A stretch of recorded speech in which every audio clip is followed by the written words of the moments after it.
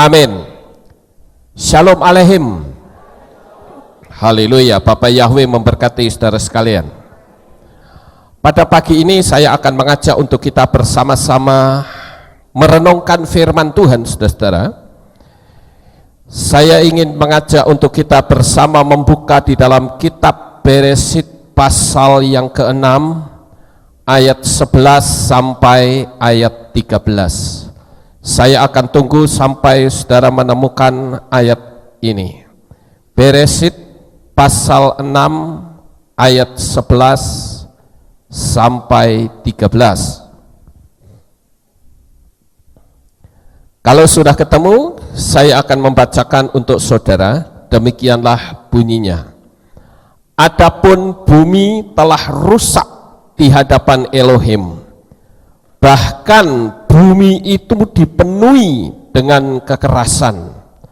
Maka Elohim menilik bumi, dan lihatlah, dia telah rusak karena setiap manusia telah merusak jalan hidupnya di bumi. Lalu Elohim berfirman kepada Noah, kesudahan semua manusia telah tiba di hadapanku, karena bumi telah dipenuhi kekerasan dari pihak mereka. Dan lihatlah, aku menghancurkan mereka bersama bumi. Sampai di sini pembacaan kitab suci kita. Bapak Ibu yang terkasih, ketika kita melihat kata bumi telah rusak, maka akan timbul satu pertanyaan. Rusak yang seperti apa yang membuat Tuhan itu begitu susah? Karena di sana dikatakan kerusakan itu berarti menyangkut dua hal. Yang pertama dikatakan, adapun bumi telah rusak di hadapan Elohim. Itu yang pertama. Kerusakan secara fisik. Dan bahkan bumi itu dipenuhi dengan kekerasan.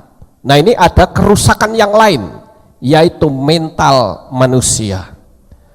Bapak Ibu yang terkasih, kalau kita melihat gambar ini, bisakah kita mengatakan bahwa hal ini juga merupakan pengrusakan bumi? Bisa tidak, saudara? Bisa sekali. Ya, karena melalui asap tebal, bahan-bahan kimia yang dihamburkan ke udara, ini merusak kondisi bumi. Lalu kerusakan yang seperti apakah yang terjadi pada zaman sebelum Noah? Kerusakan yang seperti apa kondisi bumi ini, saudara? Apakah seperti ini? Saudara lihat di sini ada kerusuhan. Ini hutan-hutannya dibakar. Kemudian ini ada pencemaran lingkungan. Betul-betul keadaan bumi ini sudah sedemikian rusak. Nah, Bapak Ibu yang terkasih, pada pagi hari ini saya akan mengajak untuk saudara sekalian menyaksikan bagaimana kondisi bumi kita sebelum air bah itu ada. Kemudian apakah yang dimaksud dengan bumi yang rusak ini? Ini pertanyaan-pertanyaan yang akan saya jawab pada pagi ini. Kemudian mengapa manusia pada saat itu berumur panjang? Lalu bagaimana manusia-manusia raksasa itu bisa hidup? Lalu siapa sebetulnya mereka? Bagaimana pula kondisi bumi saat Yesua datang untuk yang kedua kalinya?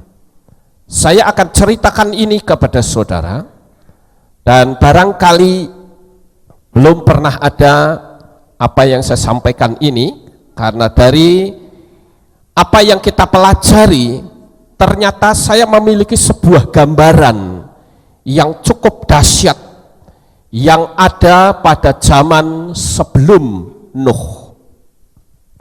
Nah, orang-orang pada zaman sebelum Nuh, kalau saudara perhatikan, umurnya itu panjang-panjang. Bahkan Metusalah itu saja umurnya sampai 969 tahun. Wah, ini luar biasa sekali, saudara. Coba kita bisa berumur segitu ya, sekalipun tidak sampai 1000 tahun. Kita bisa menikmati dunia ini cukup lama. Tetapi sejak zaman Nuh, maka umur manusia itu sampai 120 tahun. Setelah itu menyusut kembali menjadi 70 dan kalau kuat 80 tahun. Semakin hari usia manusia itu semakin menyusut. Dan saya yakin ini adalah dipicu juga dengan pencemaran lingkungan yang sangat mengerikan.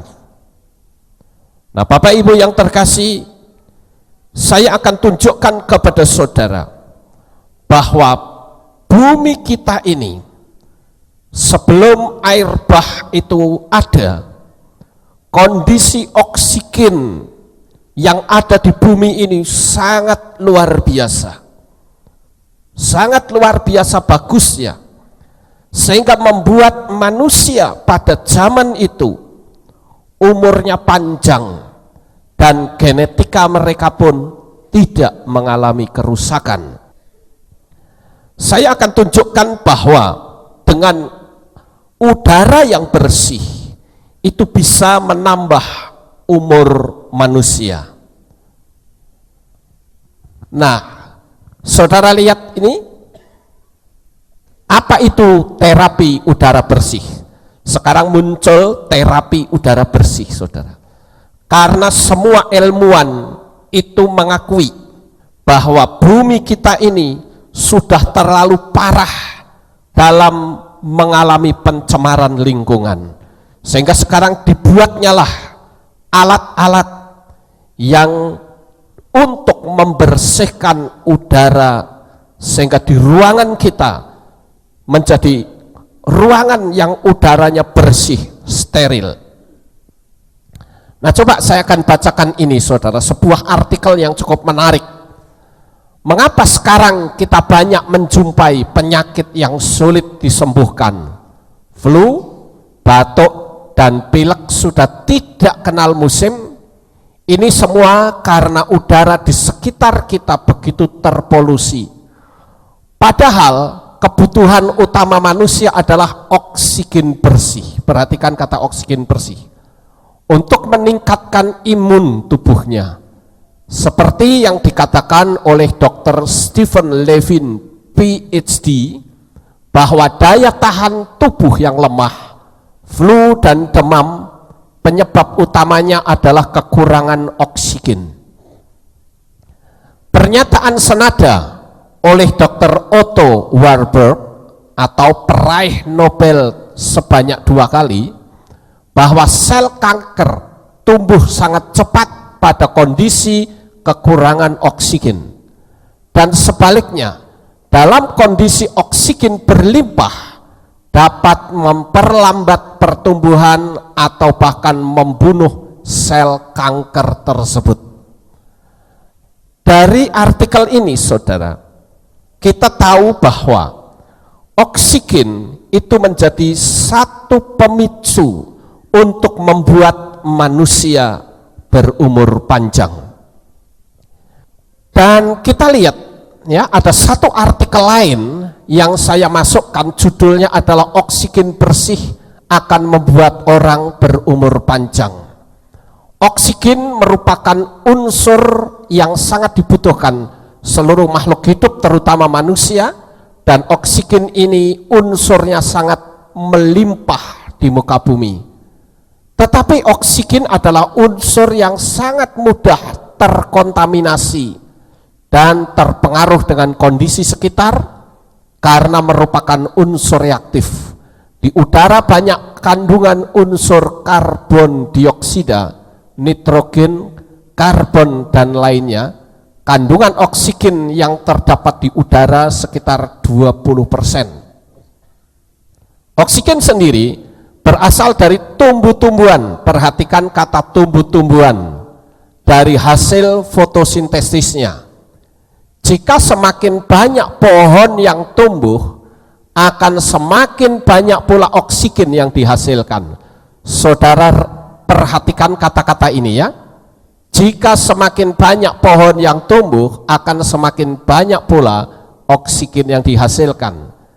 Jika tempat tinggal yang kita tempati mempunyai banyak oksigen bersih, maka tubuh kita akan cenderung lebih sehat dan bugar. Dikutip di beberapa artikel, secara psikologis jika manusia hidup dengan udara yang bersih, sejuk, nyaman, segar, membuat tidak mudah marah, berpikir tenang, tubuh menjadi lebih sehat dan segar. Semua kerja organ dalam tubuh manusia juga membutuhkan oksigen, seperti metabolisme, respirasi, ekspresi, pencernaan, dan lainnya. Saudara perhatikan kata pohon yang menghasilkan oksigen. Nah, Bapak Ibu yang terkasih, saya akan kutipkan satu ayat ya di kitab Yasher yang cukup menarik, saudara. Nah, ini kitab Yasher pasal 4 ayat 4 sampai 6. Perhatikan di sini. Ada kisah atau ayat yang sama dengan kitab Beresit tadi. Dikatakan demikian. Namun pada hari-hari terakhir, Metuselah, anak-anak manusia berpaling dari Yahweh. Mereka merusakkan bumi. Perhatikan kata merusakkan bumi. Mereka merampok dan menjarah satu sama lain. Dan mereka memberontak melawan Elohim dan berbuat dosa. Dan mereka merusak jalan hidupnya. Dan tidak mau mendengarkan perkataan Metuselah, namun memberontak melawan dia. Yahweh sangat murka terhadap mereka, dan Yahweh menghancurkan benih pada waktu itu, sehingga tidak ada menabur dan menuai di bumi. Karena saat mereka menabur di tanah agar bisa mendapatkan makanan untuk dibutuhkan mereka, lihatlah semak duri dan tanaman duri yang dihasilkan, apa yang tidak mereka tabur. Saya kembali lagi menggarisbawahi kata mereka merusak bumi. Sudah buminya dirusak, mentalnya manusia rusak pula, saudara. Kalau tadi kita melihat di artikel bahwa oksigen itu akan sangat berlimpah apabila pepohonan itu begitu banyak. Nah, tidakkah saudara tahu bahwa pada zaman dulu, sebelum air bah itu ada pohon yang tingginya sampai ke langit, saudara. Mungkin saudara berpikir, mana ada pohon tingginya sampai ke langit. Nah, sekarang saudara perhatikan penglihatan yang dilihat oleh Raja Nebukadnezar. Ya, di dalam kitab Daniel pasal 4 ayat 4 sampai 15 dan 19. Saya akan bacakan untuk saudara, begini bunyinya. Oke, saya bacakan ya. Aku Nebukadnezar berada dalam rumahku dengan senang dan dengan tenang di dalam istanaku. Aku mendapat mimpi dan itu menakutkan aku. Pikiranku di tempat tidur serta penglihatan di kepalaku menggelisahkan aku. Dan kubuat keputusan untuk membawa semua orang bijaksana di Babylon ke hadapanku supaya mereka memberitahu kepadaku arti mimpi itu. Kemudian para ahli nujum, ahli jampi, orang-orang kastim dan peramal nasib datang menghadap. Aku telah menceritakan mimpi itu kepada mereka, tetapi mereka tidak dapat memberitahukan artinya kepadaku. Tetapi pada akhirnya datanglah ke hadapanku Daniel yang namanya Belsazar, sesuai dengan nama ilahku, dan yang di dalam dirinya terdapat roh para ilah yang kudus. Lalu aku menceritakan mimpi itu kepadanya. Perhatikan cerita ini, saudara. Hai Belsazar, ahli nujum yang hebat, karena aku mengetahui bahwa roh para ilah yang kudus ada padamu, dan tidak ada rahasia yang sukar bagimu. Beritahukanlah kepadaku penglihatan mimpiku yang telah kulihat beserta artinya, tentang penglihatan yang terdapat di kepalaku di tempat tidurku. Aku sedang melihat, dan tampaklah sebatang pohon di tengah-tengah bumi. Perhatikan kata sebatang pohon di tengah-tengah bumi. Dan pohon itu sangat tinggi. Pohon itu menjadi besar dan kuat, dan tingginya apa saudara? Mencapai langit dan kelihatan sampai ke ujung bumi. Daun-daunnya indah dan buahnya lebat, dan makanan bagi semua ada padanya. Binatang-binatang di padang mencari naungan di bawahnya. Burung-burung di udara bersarang di dahan-dahannya, dan segala makhluk mendapat makanan darinya. Aku mendapat penglihatan di tempat tidurku, dan tampaklah seorang pengintai, seorang yang kudus turun dari langit.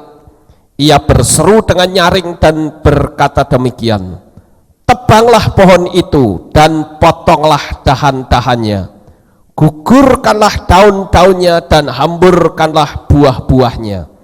Biarlah binatang-binatang melarikan diri dari bawahnya, dan burung-burung meninggalkan dahan-dahannya.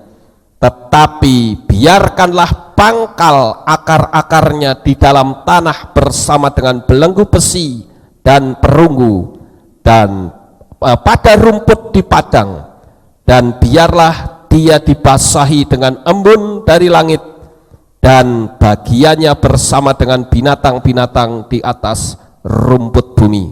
Sekarang kita melihat di ayat 19. Lalu Daniel yang namanya Belsazar tercengang selama berapa saudara? Tercengang selama berapa? 1 jam. Coba saudara pernah nggak merenungkan, orang melihat pohon sampai tercengang lamanya 1 jam? Pernah nggak kita berpikir segede apakah pohon itu?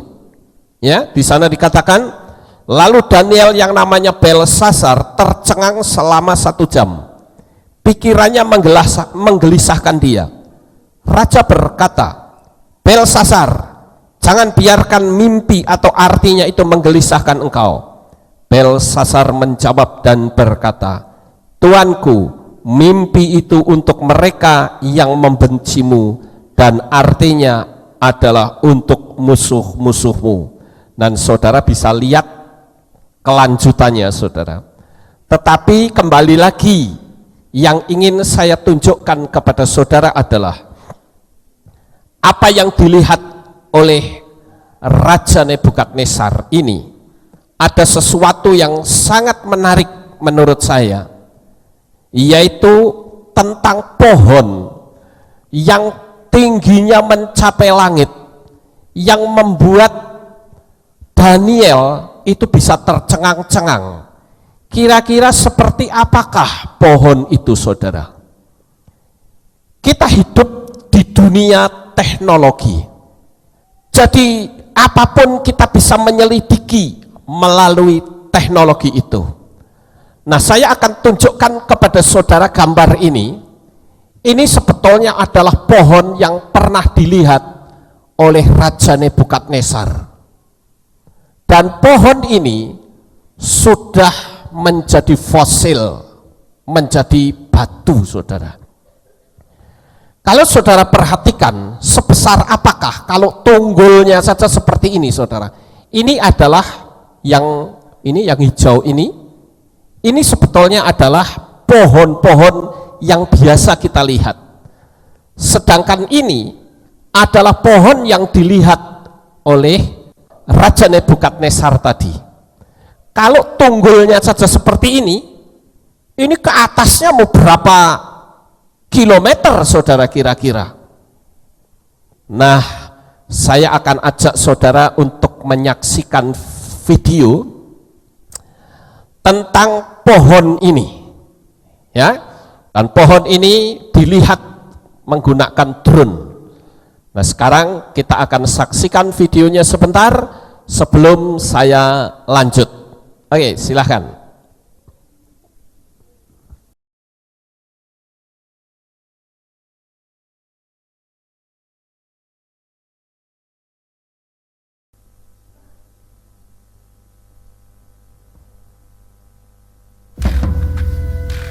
Nah, saudara lihat itu pohonnya. Itu bekas pohon yang dilihat oleh Raja Nebukadnezar. Saudara lihat perbandingan antara jalan raya, mobil, dan pohon itu. Ini jalan raya, saudara.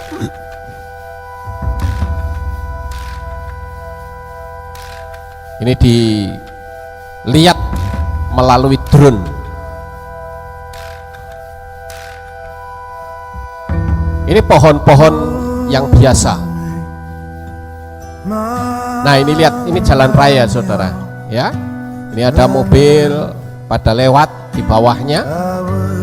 Nih.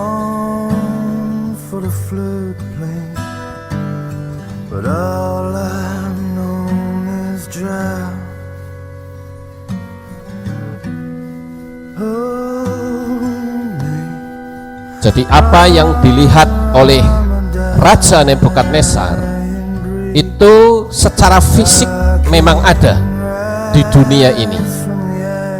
Di bumi, di tengah-tengahnya Tuhan kasih pohon besar itu untuk menaungi manusia sehingga dia tidak kepanasan dan mendapat oksigen yang cukup. Dan kalau saudara melihat pohon ini yang model seperti ini, besarnya begini, ini tidak cuma satu, itu ada begitu banyak saudara. Nah, saudara bisa bayangkan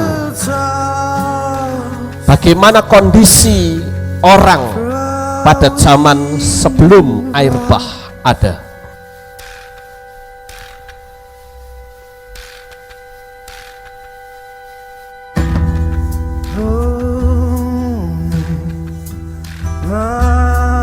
Ini orang itu hanya setitik hitamnya di sini, saudara. Nanti kita lihat orang sedang memanjat ke atas. Jadi yang selama ini saya sempat bertanda tanya, ada gunung batu kok modelnya kayak begini nih apa? Akhirnya terjawab melalui kitab suci.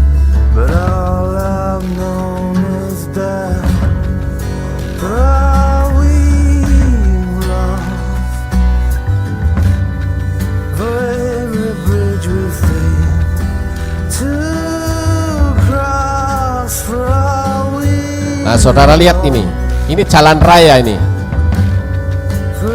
ya. Nah, ini sebelah sini nih, ini jalan raya ini. Tuh mobil-mobil pada lewat, kecil sekali, tuh, ya. Rumah-rumah seperti ini. Jadi kalau pohon ini seandainya belum ditebang, maka di sini pasti ngiyup, nggak panas, saudara. Nah, ini tinggal tunggulnya saja.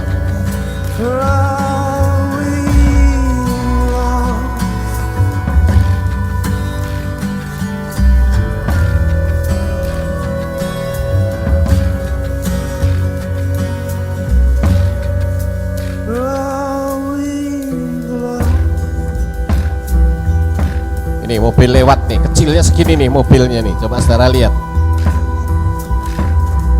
Ini pada lewat di sini nih.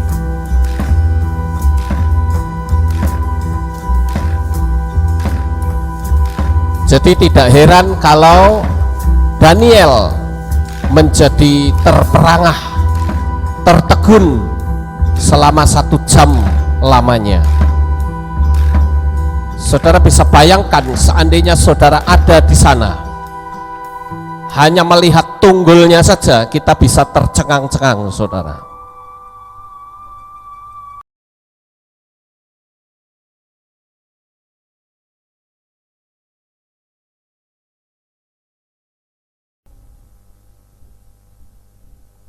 Kita lihat yang lain, ya. Nah, ini dia. Ini orang ini. Nah, ini sekecil ini nih orangnya. Jadi mereka sudah jadi fosil. Ini orang ini.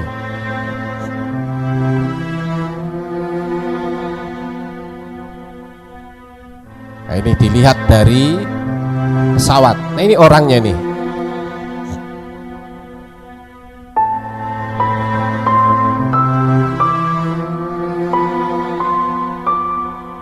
Ini diperbandingkan pemotongan yang seperti ini dibanding-bandingkan.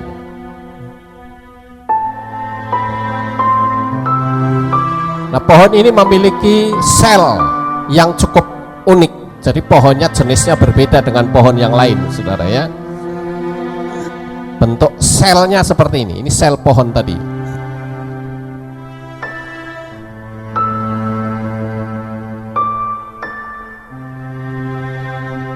Nah, ini sudah menjadi fosil. Saudara perhatikan ini orang.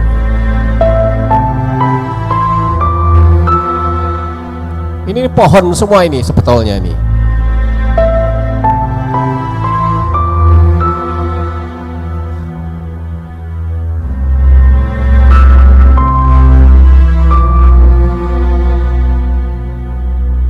Nah, ini selnya pohon tadi.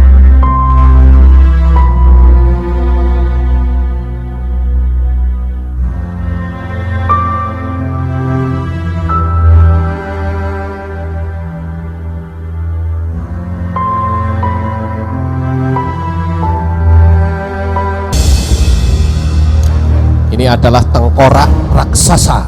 Perhatikan ini orangnya.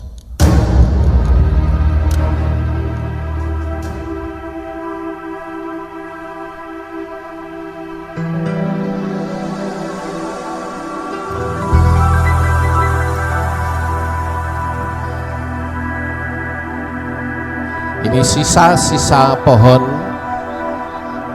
yang masih bisa dilihat sampai sekarang. Nah, ini semua pohon-pohon semua.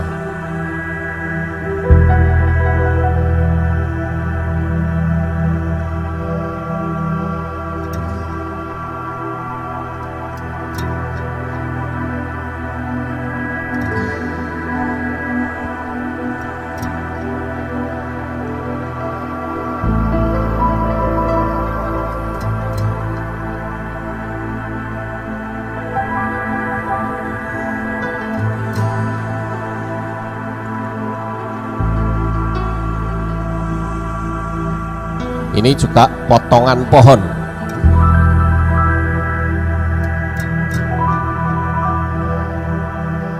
Selama ini kita berpikir itu adalah gunung-gunung batu. Ternyata melalui apa yang kita lihat, kitab suci kita memberitahu bahwa itu adalah tunggul dari pohon raksasa yang pernah ada di atas muka bumi ini, yang dirusak.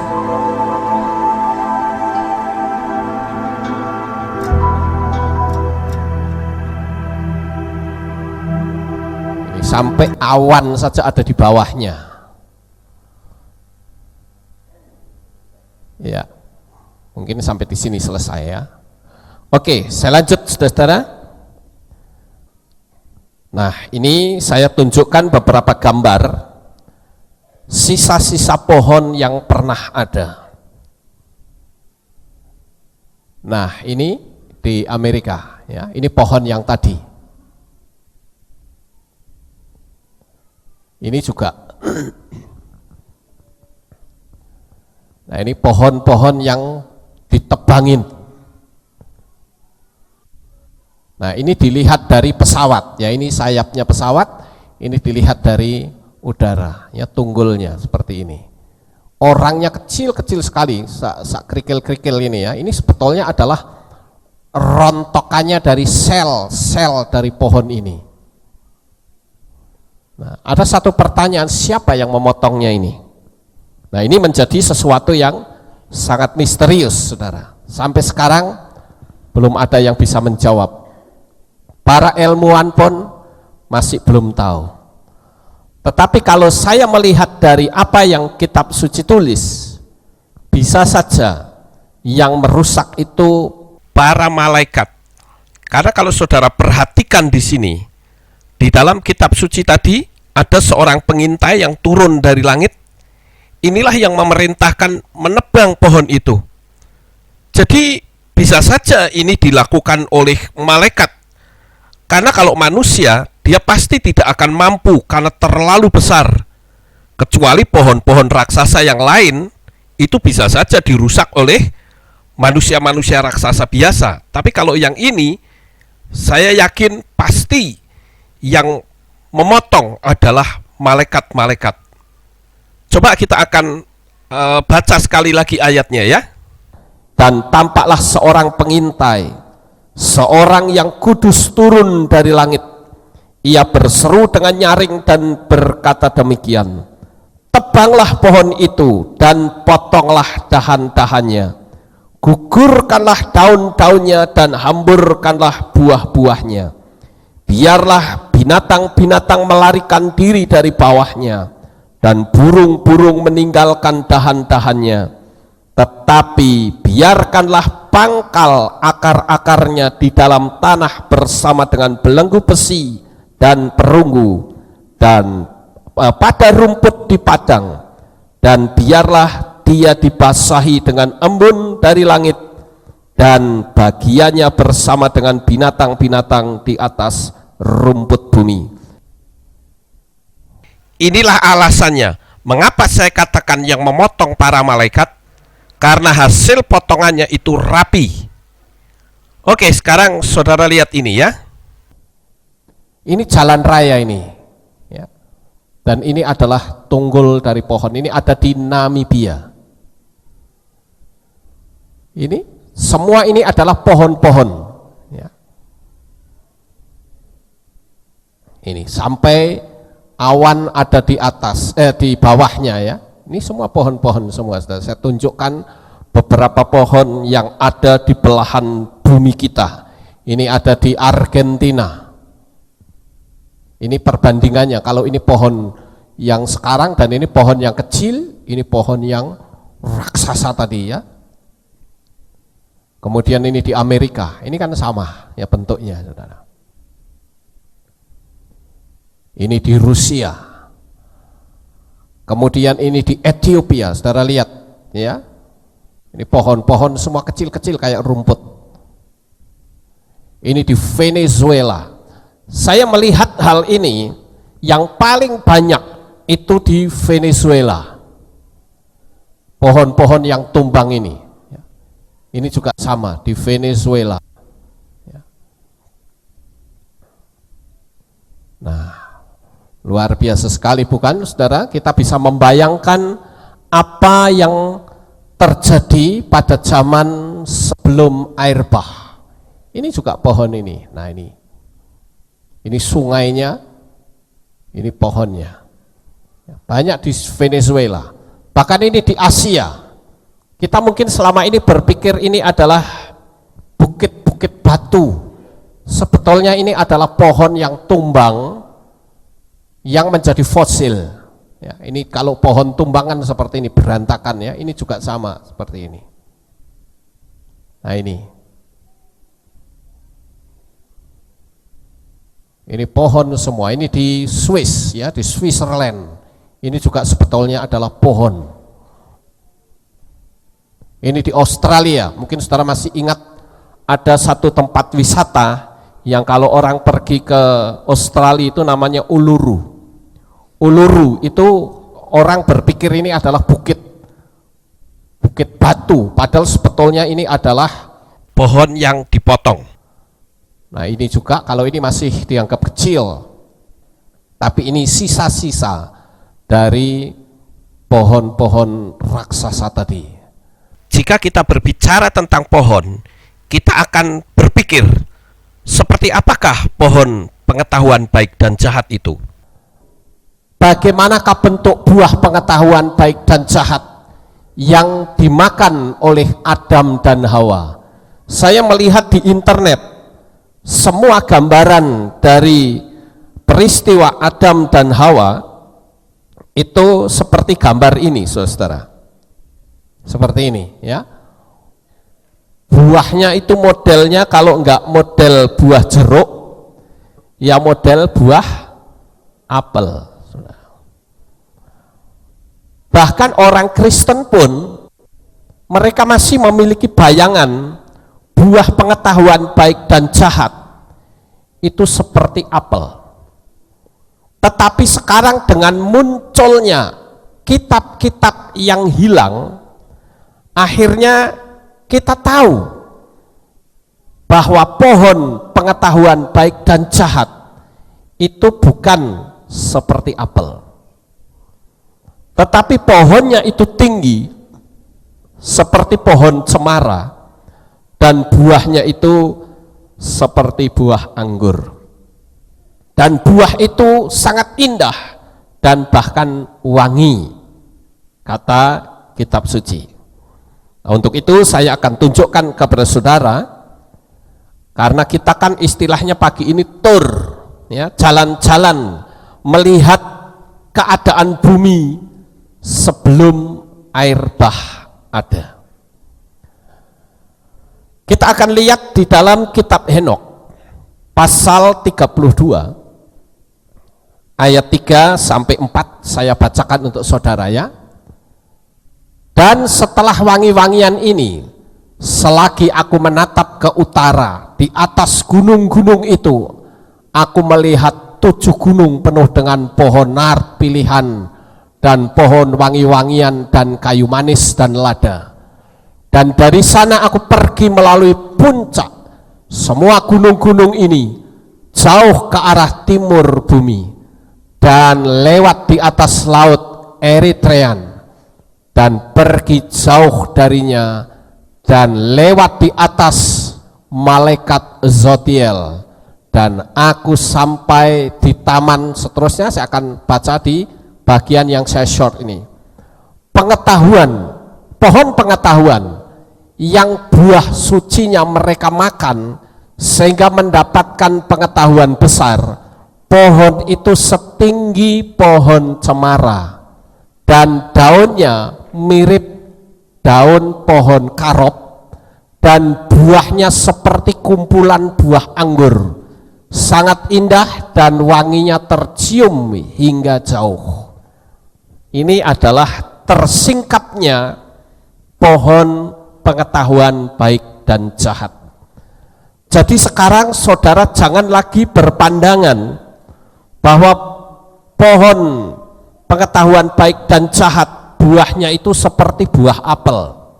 Itu salah, saudara. Saya akan lebih percaya kitab Yaser daripada pendapat-pendapat orang dari kepercayaan lain. Nah, sekarang kita akan melihat, tadi disinggung sedikit tentang manusia-manusia raksasa. Nah, di akhir zaman ini mulai banyak ditemukan benda-benda yang pernah dipergunakan oleh oleh manusia raksasa itu. Nah, ini ada tempat mandi, saudara-saudara. Ini dibuat dari granit yang beratnya 48 ton. Ya. Kemudian ini raksasa-raksasa ini, coba saya bacakan untuk saudara. Ini di kitab Henok pasal yang ke-6 ayat 1 dan seterusnya. Dan datanglah saat ketika anak-anak manusia telah berlipat ganda, sehingga pada saat itu lahirlah bagi mereka putri-putri cantik dan rupawan, dan para malaikat anak-anak surga melihat dan menginginkan mereka, dan berkata satu sama lain, marilah kita memilih istri dari antara anak-anak manusia dan memberi kita anak. Dan Semiasa, pemimpin mereka, berkata kepada mereka, aku takut kalian tak akan setuju untuk melakukan hal ini, dan aku sendiri harus menerima hukuman untuk suatu dosa besar. Dan mereka semua menjawabnya dan berkata, marilah kita semua bersumpah dan mengikat diri kita dengan suatu kutukan bersama untuk tidak menghentikan rencana ini, tetapi untuk melakukannya. Lalu mereka semua bersumpah dan mengikat diri mereka dengan kutukan bersama atas sumpah itu, dan jumlah mereka semuanya 200 orang yang turun pada masa Yared di puncak Gunung Hermon. Dan mereka menyebutnya Gunung Hermon karena mereka telah bersumpah dan mengikat diri mereka dengan kutukan bersama atas sumpah itu. Dan inilah nama pemimpin mereka: Samlazas pemimpin mereka, Arakbela, Ramel, Kokablel, Tamlel, Ramlel, Danel, Ezekiel, Barakial, Azael, Armaros, Batarel, Ananel, Zakiel, Samsapel, Satarel, Turel, Yomyael, Sariel. Inilah pemimpin-pemimpin tiap 10 dari mereka. Nah, di situ diceritakan ada 200 malaikat yang melihat anak-anak manusia ciptaan Bapak Yahweh ini kok cantik-cantik, saudara. Sehingga malaikat ini sebetulnya adalah malaikat watcher, malaikat pengawas yang seharusnya ngawasin manusia. Tetapi ketika dia melihat perempuan-perempuan cantik itu, sehingga mereka menginginkannya, lalu mereka memasuki perempuan itu menjadi manusia dan menyetubuhi mereka, sehingga lahirlah para raksasa. Mungkin kelihatannya seperti dongeng, bukan? Tetapi faktanya raksasa itu betul-betul ada di dunia ini, dan itu sudah dibuktikan secara arkeologi.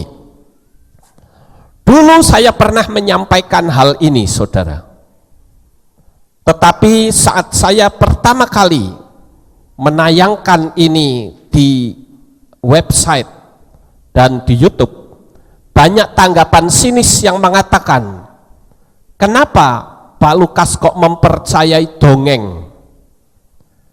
Kenapa Pak Lukas mempercayai foto editan? Saya katakan ini bukan dongeng, kitab suci saya menulis seperti itu.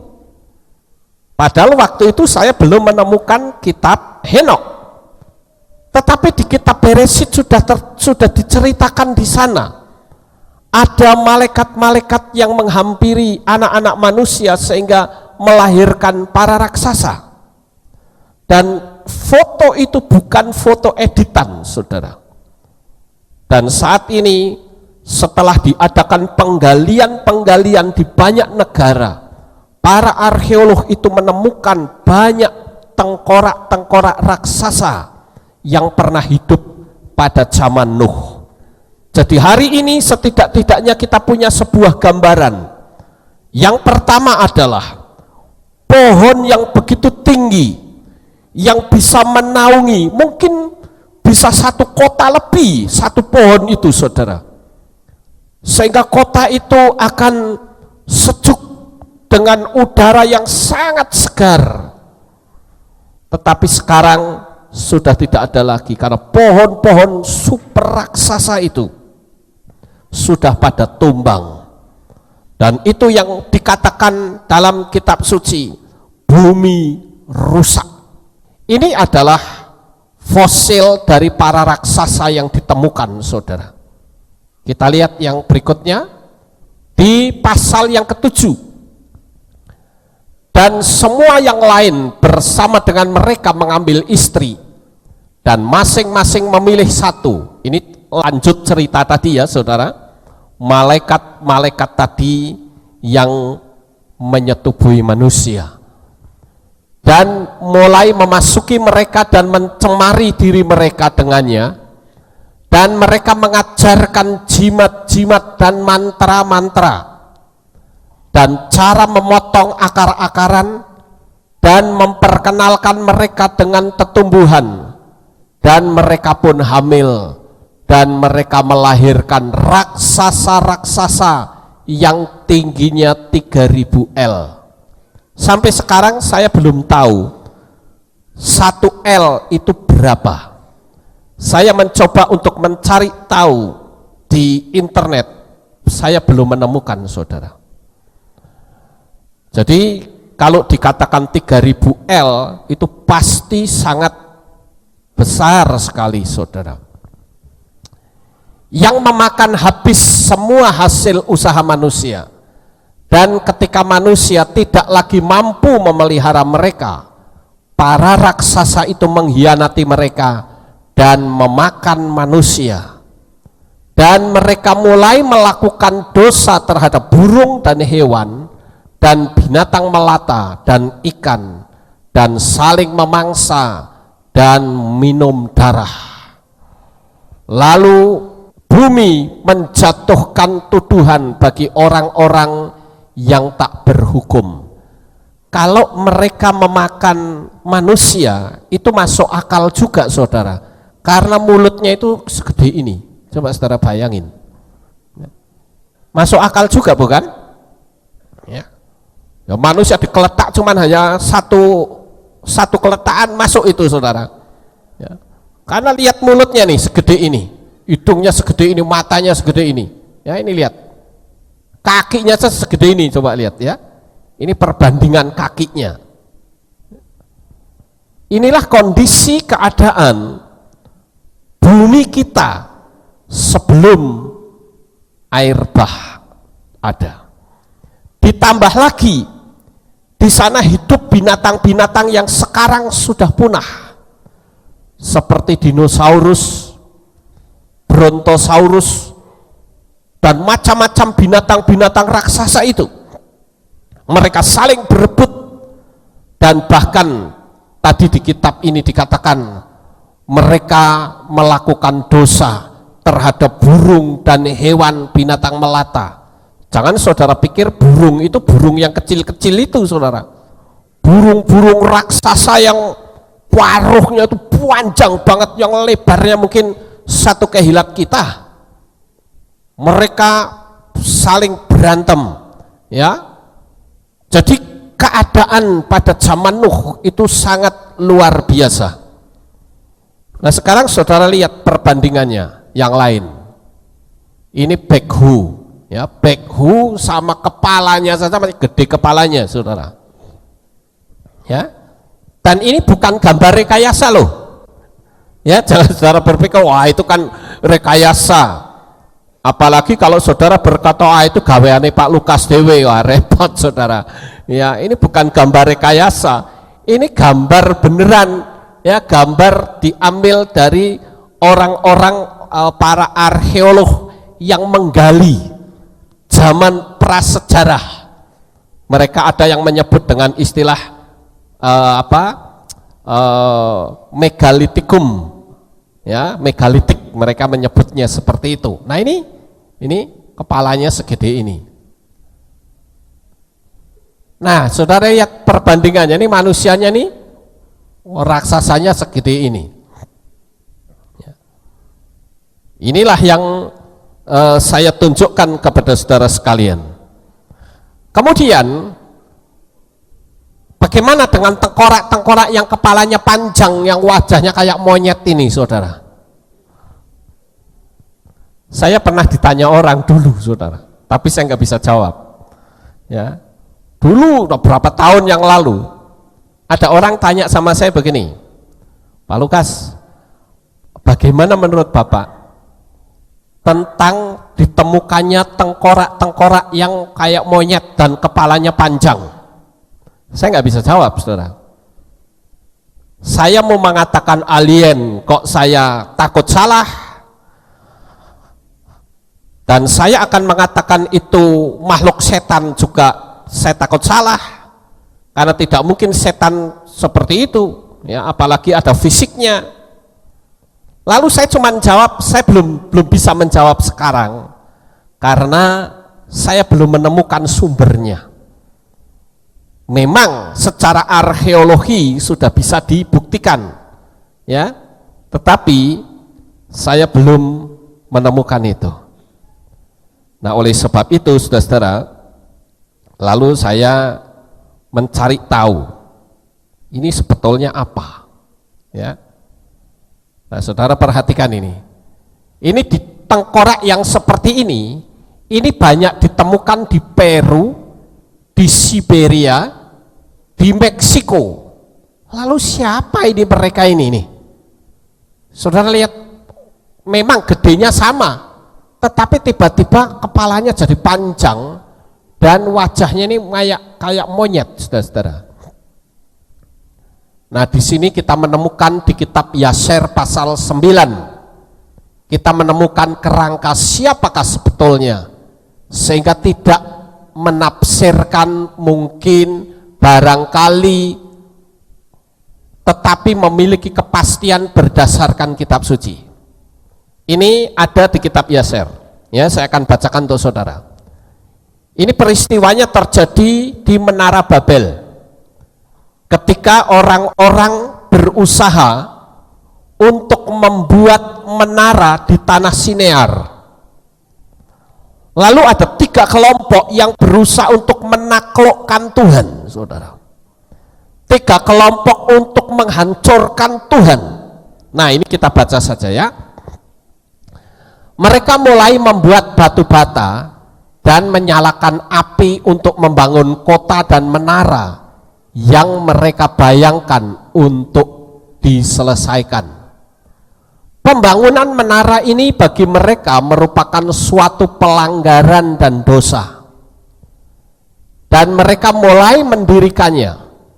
Sementara mereka mendirikannya untuk menentang Yahweh, perhatikan kata menentang Yahweh Elohim di sorga, mereka membayangkan dalam hatinya untuk berperang melawan Dia dan untuk naik ke surga. Ini bayangan orang-orang pada waktu itu. Semua orang ini dan kaum keluarga mereka membagi diri mereka ke dalam 3 kelompok.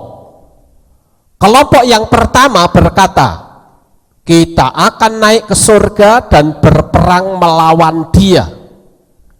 Yang kedua berkata, kita akan naik ke surga dan menempatkan ilah-ilah kita di sana untuk melayaninya. Kelompok ketiga berkata, kita akan naik ke surga dan memukul Dia dengan panah dan tombak. Dan Elohim tahu segala pekerjaan mereka dan segala pikiran jahat mereka, dan Dia melihat kota dan menara yang mereka bangun. Saudara bayangkan, jahatnya luar biasa manusia saat itu. Mereka menentang Tuhan, mereka bilang ayo kita panah.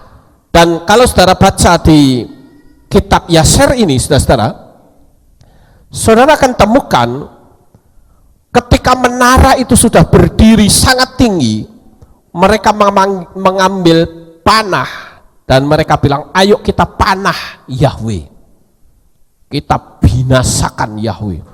Mereka memanah, saudara. Dasar manusia bego, ya. Tuhan kok dipanah, mana bisa.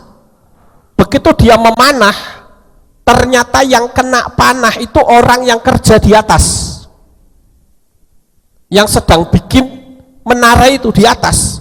Mereka panahin, mereka pada jatuh kan, kena panah, saudara. Lalu mereka berkata, ini tentaranya Yahweh berjatuhan, tentaranya Yahweh pada KO sama kita, ayo kita panah terus. Saudara bayangkan, mereka manah orang-orangnya sendiri, mereka berjatuhan. Dan kita lihat kisah tengkorak tadi, ya, kita baca lanjut.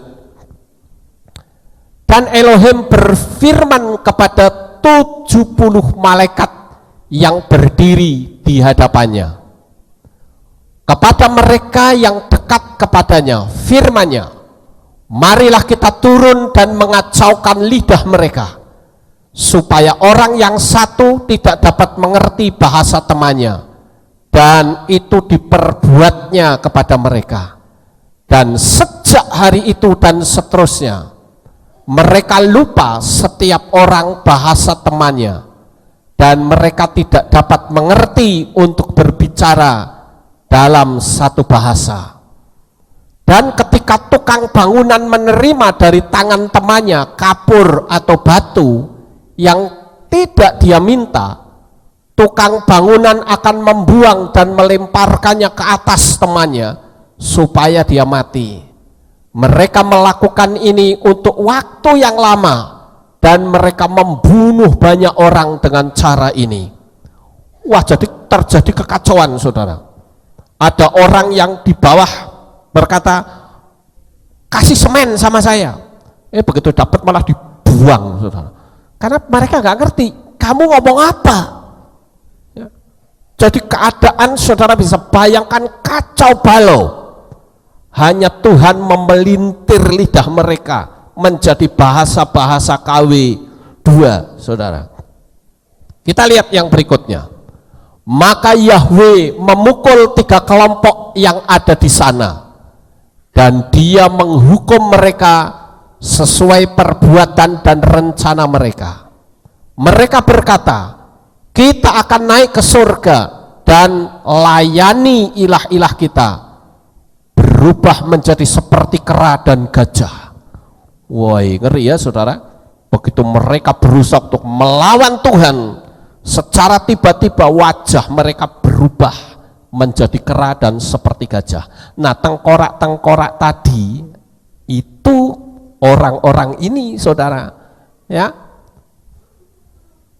Mereka yang berkata, kita akan memukul surga dengan anak panah. Yahweh membunuh mereka, setiap orang melalui tangan temannya. Dan kelompok ketiga yang berkata, kita akan naik ke surga dan berperang melawan dia, Yahweh mencerai-beraikan mereka di seluruh bumi. Perhatikan kata mencerai-beraikan mereka ke seluruh bumi. Jadi mereka bubar kemana-mana, saudara. Dan tentu orang-orang yang wajahnya kayak kera ini, yang wajahnya kayak gajah, itu tidak semuanya mati, ada yang ikut lari. Jadi mereka bisa ditemukan di banyak negara, dan mereka semua yang masih tertinggal di antara mereka, ketika mereka mengetahui dan memahami malapetaka yang menimpa mereka, meninggalkan bangunan itu, dan mereka juga tercerai-berai di seluruh bumi. Wah, ngeri sekali, bukan, saudara-saudara? Akhirnya mereka tercerai-berai. Nah, disinilah saya menemukan jawaban. Tengkorak siapakah sebetulnya mereka ini? Jadi kalau kita menemukan hal-hal yang baru dan kita tidak paham, nggak usah keminter lalu kita ngasih jawab. Makanya waktu saya ditanya, saya bilang saya tidak tahu. Ya memang saya tidak tahu, suruh bagaimana. Tapi dengan berjalannya waktu, akhirnya saya tahu bahwa inilah dia penyebabnya orang yang wajahnya macam-macam itu, saudara. Karena mereka adalah orang-orang yang memberontak kepada Bapa Yahweh. Jadi kita sekarang memiliki gambaran yang konkret tentang bagaimanakah kondisi bumi sebetulnya. Nah, sekarang di bagian yang terakhir saya akan tunjukkan kepada saudara, seperti yang tadi saya katakan, bagaimana kondisinya pada saat Yesua datang. Beberapa waktu yang lalu saya mengajarkan kepada saudara tentang bumi datar. Saudara masih ingat? Masih ya, bumi datar. Selama ini kita dibohongi mentah-mentah oleh NASA. Sekali lagi saya katakan, NASA itu simbolnya, itu ada warna merah yang keluar melengkung, itu sebetulnya adalah simbol dari lidah ular. Dan saudara tahu, NASA ini adalah bagian dari The Illuminati, Freemason, dan inilah yang akan mengacaukan dunia, sehingga dia membuat ilmu pengetahuan seolah-olah lebih hebat dari kitab suci. Orang bisa mengatakan umur dunia ini sekian juta tahun. Ngawur, saudara. Kalau kita melihat dari kitab suci, bumi yang kita pijak ini belum sampai 7.000 tahun. Kita juga melihat bahwa jarak antara bumi dengan matahari itu tidak sejauh 150 juta kilometer. Tidak sejauh itu. Kita juga melihat bahwa bumi itu bukan melingkar, bukan bulat seperti bola, tetapi bentuknya melingkar seperti piring, dan ujung-ujungnya itu adalah gunung es yang tidak mungkin bisa ditembus oleh manusia manapun juga. Bapak Ibu Saudara yang terkasih, di sini kita melihat bagaimana kitab suci kita memberitahu. Ada orang yang sempat tanya kepada saya, bagaimana dengan kitab Yesaya pasal 40 ayat 22 yang di sana dikatakan? Di sana dikatakan bahwa bumi itu adalah bulat. Saya katakan bahwa kata bulat itu salah terjemahan. Yang betul itu melingkar. Teks di dalam bahasa Inggris itu dikatakan circle. Di dalam teks berbahasa Ibrani ditulis dengan kata hook, itu artinya circle, melingkar.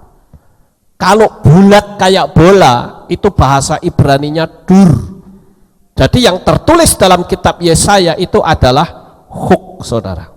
Jadi saya lebih percaya kepada kitab suci daripada propaganda palsu dari NASA. Mereka membuat sebuah kepalsuan. Dia katakan, oh ini ada satelit, ya. Masa satelit yang katanya di atas sono kok HP bisa tidak ada sinyal ketika masuk desa? Kalau memang satelit itu ada di atas, seharusnya HP tidak akan terpengaruh sekalipun dia ada di desa. Tapi pagi ini saya tidak akan menerangkan tentang flat earth atau bumi datar, tetapi saya akan meneguhkan bahwa apa yang saya terangkan pada waktu yang lalu itu sesuai dengan kitab suci, bahwa bumi kita itu datar, dan di atasnya itu yang disebut dalam bahasa Inggris adalah firmanen. Firmanen itu adalah cakrawala yang bentuknya kubah setengah lingkaran, jadi bentuknya piring, lalu ada kubahnya. Nah, kubah ini sebetulnya bisa memancarkan ya pantulan dari gelombang elektromagnet. Itu bisa memantul. Saya tidak akan bicara itu, tetapi saya akan buktikan bahwa ketika kita membaca di kitab Gilyahna atau kitab Wahyu pasal 6 ayat 14, saudara memiliki gambaran yang konkret tentang bagaimana saat Yesua datang. Saudara perhatikan ayat ini, bunyinya seperti ini. Dan langit terbelah seperti gulungan kitab yang digulung, dan semua gunung dan pulau terpindahkan dari tempatnya. Jadi ini flat, ya. Kemudian atasnya ini kubah, saudara. Nah, kalau saya baca seperti ini di kitab Gilyahna, maka di sini sepertinya terbelah begitu saja. Tetapi kalau kita lihat di teks berbahasa Inggris, di sana dikatakan, Then the sky receded as a scroll when it is rolled up, and every mountains and island was moved out from of its place. Ya, di sini dikatakan then the sky receded, dan langit itu mengkeret. Saudara, receded itu mengkeret. Ya, apa bahasa Indonesia mengkeret? Menyusut. Langit itu menyusut. Jadi ini bumi, ini kan ada lengkungan firmanen atau cakrawala. Nah, cakrawala ini nanti menyusut, saudara, seperti digulung gitu. Sekarang kita lihat dalam teks berbahasa Ibrani. Di dalam teks berbahasa Ibrani di sana dikatakan wahasyamayim masyu ke sefer niklal dan seterusnya. Saya tunjukkan kata masyu ini. Kata masyu yang ditulis dengan mem, sin dan waw itu artinya menyusut. Menyusut, mengkeret, saudara. Dan cakrawala itu seperti digulung. Jadi ketika Yesua datang, cakrawala itu menggulung, saudara. Nah, dia datang, seluruh bumi akan melihat kedatangannya.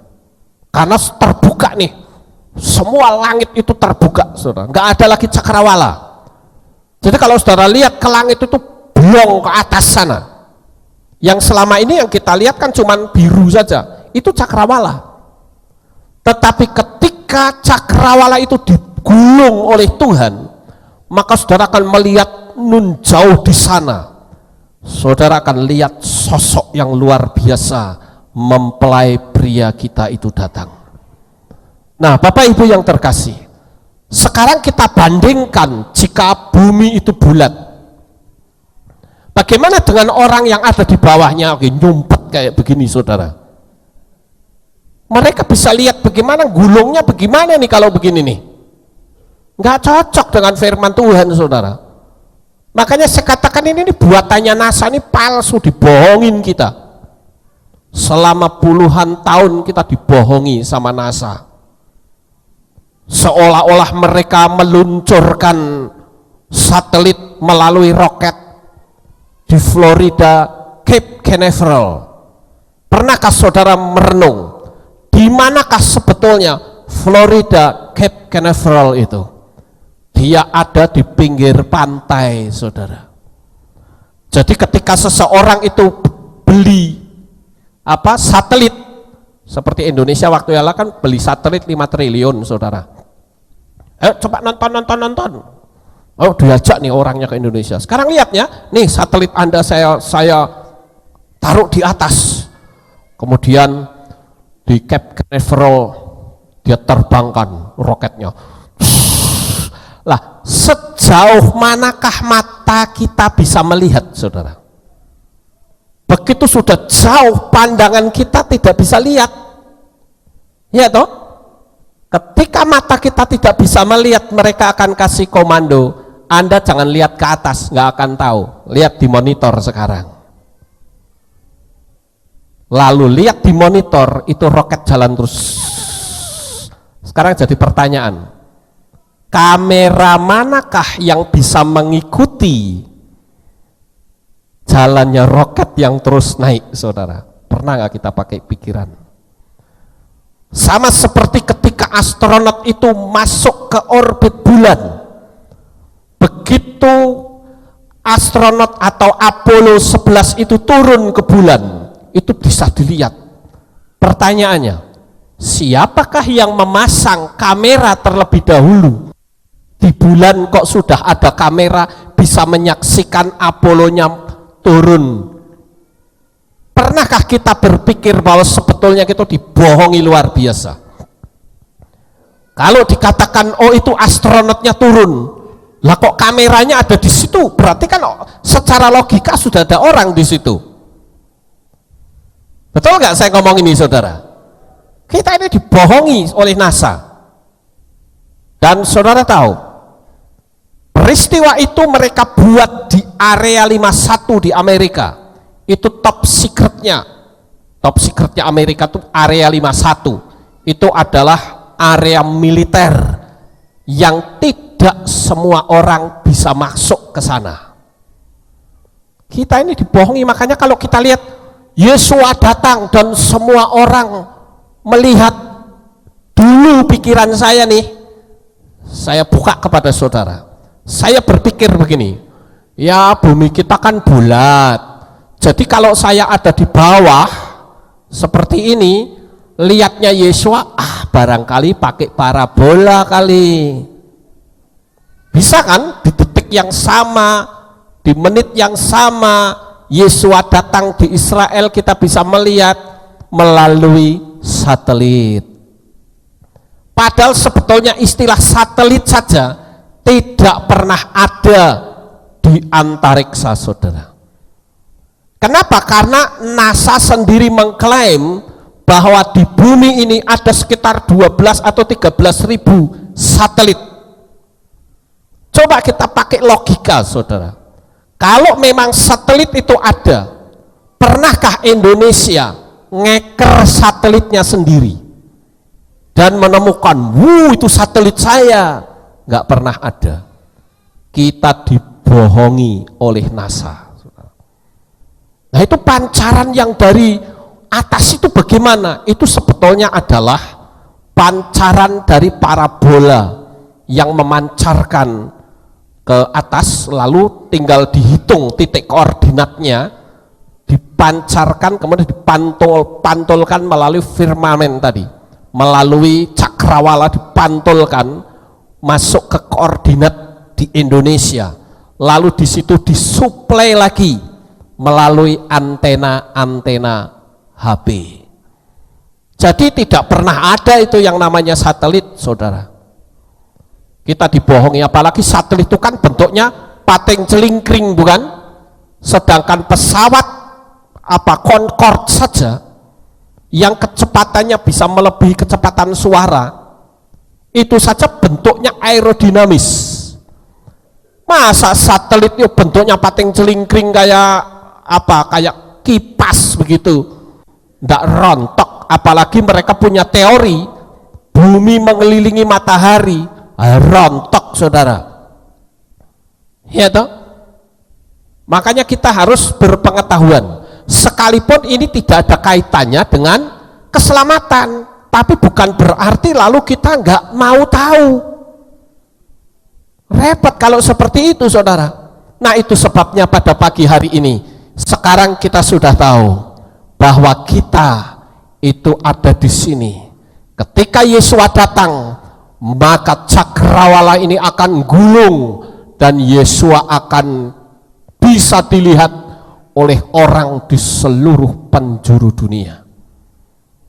Paham, saudara-saudara? Begitu mata kita lihat ke atas, itu langit terbuka lebar, cakrawala itu gulung, saudara. Yang saudara lihat itu blong ke atas sana, dan saudara menyaksikan mempelai pria kita datang, dan kita bisa menyambut kedatangannya dengan penuh sukacita. Sukses besar untuk saudara. Bapak Yahweh memberkati. Haleluya.